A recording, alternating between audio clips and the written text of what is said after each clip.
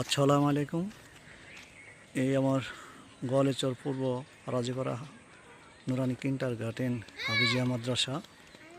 আমাদের এই মাদ্রাসায় এই বাম সাইডে হলো মাদ্রাসা ভবন, তিনতলা ভবন। আমরা একতলা কমপ্লিট করে একবারে পুরো কমপ্লিট করে চালু করেছি। এখানে এখন আপাতত 65 জন ছাত্রছাত্রী আছে।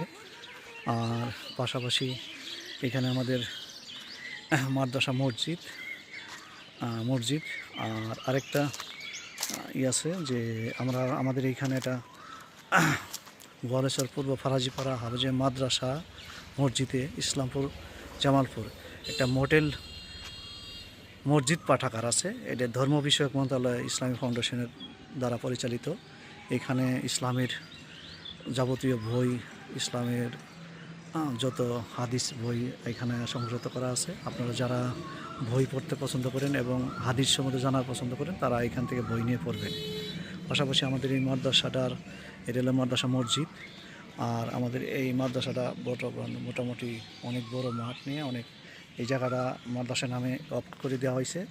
আমার বড় ভাই সাইদুর রহমান আপেল এবং আমার ওয়াইফ আমার সহধর্মিণী সোনিয়া হাসান এবং আমি হাকিমুল হাসান পলাশ, আমরা এই জায়গাগুলো মাদ্রাসার নামে অফ করে দিয়েছি।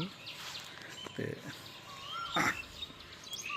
আমাদের এখন বর্তমানে ঈদ উপলক্ষে আমরা 27শে রমজানে মাদ্রাসা বন্ধ করে দিয়েছি, মানে ছুটি দেওয়া হয়েছে।